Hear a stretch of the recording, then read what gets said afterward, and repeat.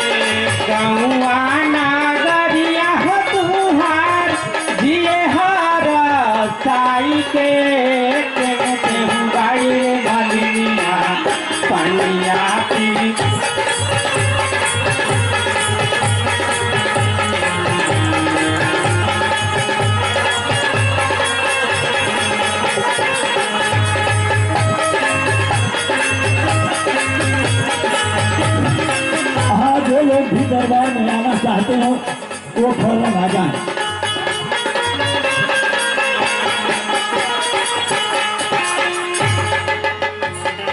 कविराज लोग हाजिर हो। ये गई अगारे गोरिया बजारे ए सोना अरे गैनिया गारे मोगरिया बजारे, अरे आशिक पिछाड़े से मार रहे धक्का घूंघट करे हे दादा।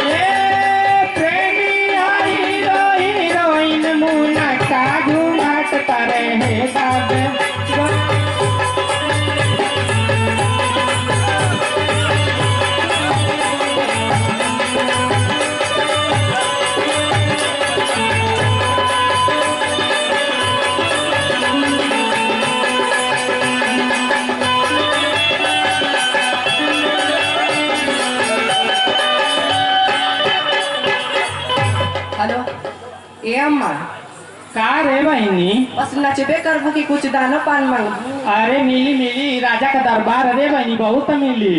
अरे 150 लेके भुला ना जाइए ए अम्मा। नहीं रे बहनी, भुलाई ना।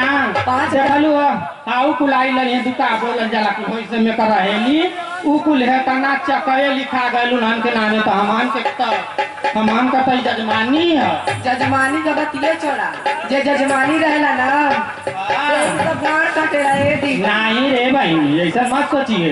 ये राजा का कहती कि 5000 रुपया का इनाम मांगिया है दीदी। हे प्रभु आनंद दाता ज्ञान हमको दीजिए, हे प्रभु आनंद दाता ज्ञान हमको दीजिए, बुद्धि ऐसी शुद्ध कर दो एक का ढाई करें, बैंक में भर जाए लाखों खर्च ना का पाई करें, पार्टी निमंत्रण प्रतिनिधि आते रहें, माल जनता का चरें, गुड़ आपका गाते रहें। हर गैले का लकाता उता हो गैले लपाता, दुर्गा माई हो काली माई हो कहाँ गई?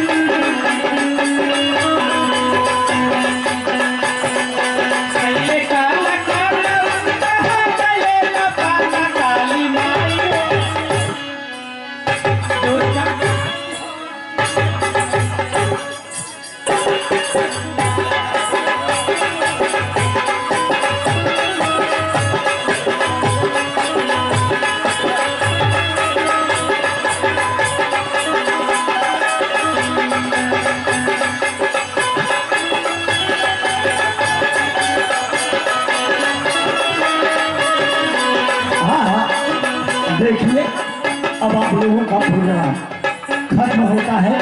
अच्छा ये बताइए कुछ पाई कि नहीं आप लोग? अरे भाई कुछ ना मिलल हो? आए कुछ नहीं मिला। अरे ये सुनानी कि राजा के चौथे पन बहु 4 गो लड़का भयल है। अच्छा तब तक ये लड्डू है लीजिए, सभी लोग पानी पीजिए, तब तक मिलेगा आप लोगों को, चिंता मत करिए। देखिए ये देश के पूरे देश के माने जाने ये यहाँ लोग कविराज लोग उपस्थित हैं। अब इनका भी अब कहाँ कहाँ से आए हैं ये लोग भी अपना को सुनाएंगे। हाँ तो प्रणाम, खड़े हो जाइए। प्रणाम प्रणाम। आप किस जगह से आ रहे हैं? इस दरबार में उपस्थित चक्रवर्ती सम्राट महाराज दशरथ के श्री चरणों में कविराज का प्रणाम स्वीकार हो। धन्य है धन्य है धन्य है, क्या कविराज।